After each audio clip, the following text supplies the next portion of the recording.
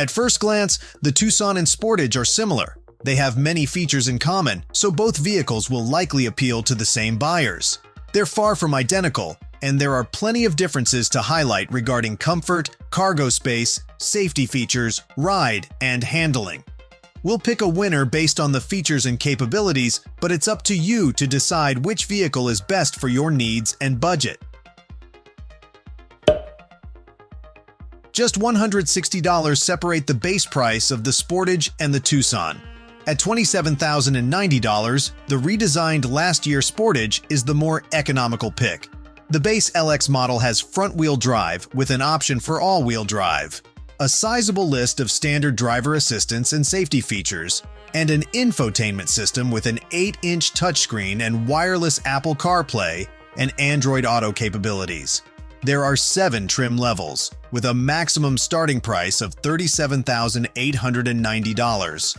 The Tucson makes a strong case for value as well, with the entry-level SE trim with front-wheel drive starting at $27,250.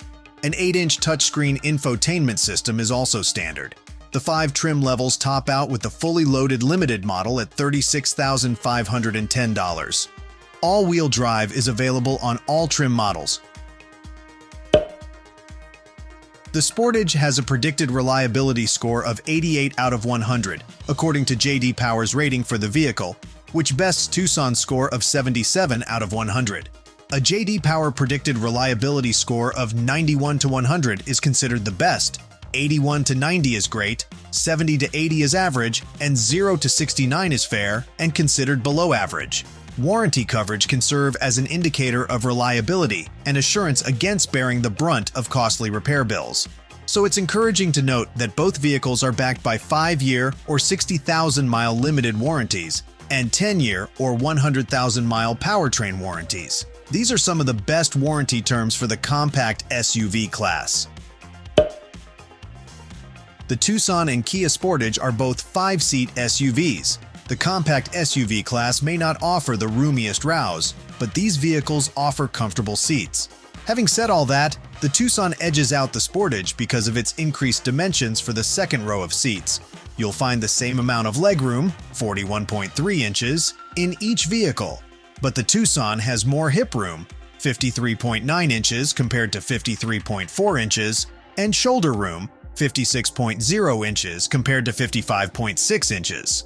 The increased dimensions provide more space for each passenger, and the benefit becomes especially noticeable with 5 passengers. In addition, the seat design of the Tucson stands out for being particularly supportive, with ample cushion.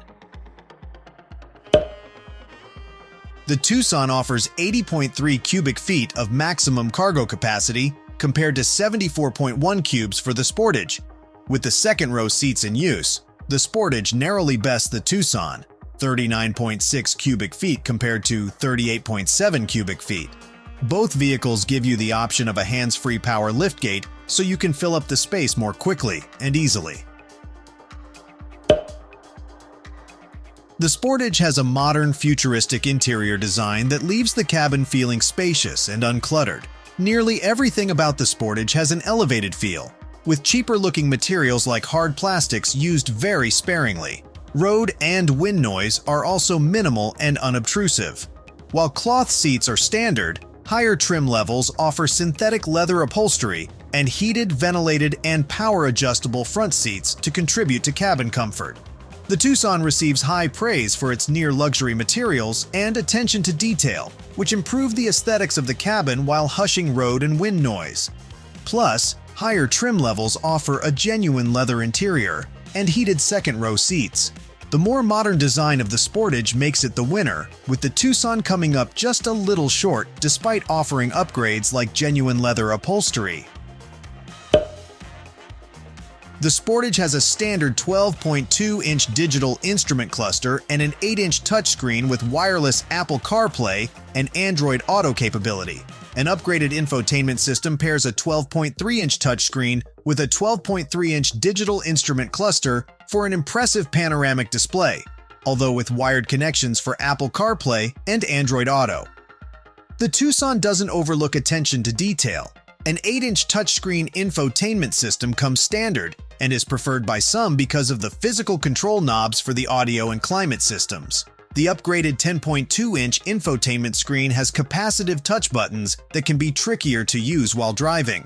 Both vehicles include standard interior features like a 6-speaker audio system and Bluetooth, with upgraded stereo in higher trims, a Harman Kardon audio system in the Sportage and Bose audio for the Tucson. The Tucson and Kia Sportage have identical specs under the hood. A 2.5-liter 4-cylinder engine with 187 horsepower and 178 pound-feet of torque is standard for both vehicles. You'll find that's enough pep for driving around town, but it does leave something to be desired in terms of passing power on the highway. Front-wheel drive is standard, with the option for all-wheel drive on all trim levels. While there are many similarities to discuss when comparing the acceleration and power of the Tucson to the Sportage, the winner of this round is the Tucson.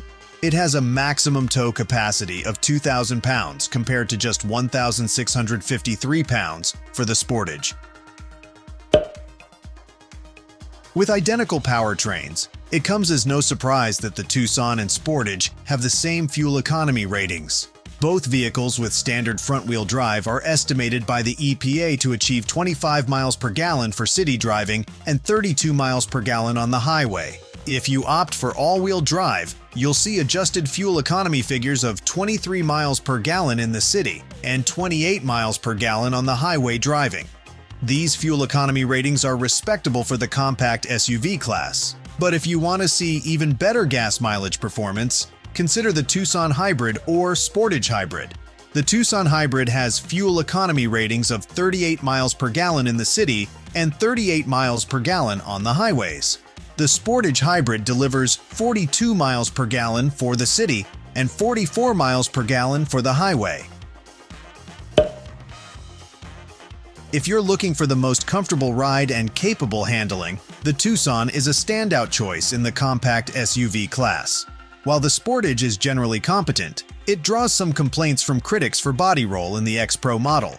On the other hand, the Tucson is noted for its smooth ride combined with other positive handling attributes like confident braking and precise steering. Overall, the Tucson feels agile and delivers a pleasant driving experience, even over rough roads. The Tucson and Kia both have the standard safety features to qualify for impressive safety scores, but the Tucson has slightly better Insurance Institute for highway safety ratings. Good or better for every category except headlights, acceptable versus poor for the Sportage. The Tucson also earned a 5-star overall safety rating from the National Highway Traffic Safety Administration for front-wheel drive models, with an overall 4 stars for all-wheel drive models. The Sportage has not yet been crash tested by the National Highway Traffic Safety Administration, but shares many of the same standard safety features: driver attention monitoring, lane keep assist, and forward collision warning. However, the Tucson also has standard safety features like blind spot monitoring and adaptive cruise control. The Tucson and Sportage can handle city excursions and weekend trips while giving drivers and passengers enough space and comfort to make the ride enjoyable. The Tucson, however, is the slightly more spacious SUV, with better maximum cargo capacity, more comfortable seats, more standard safety features, and superior ride quality. Although it didn't trump Tucson, the newly redesigned Kia Sportage is still worthy of consideration. It offers a more modern-looking interior and high-tech features and has a lower starting price.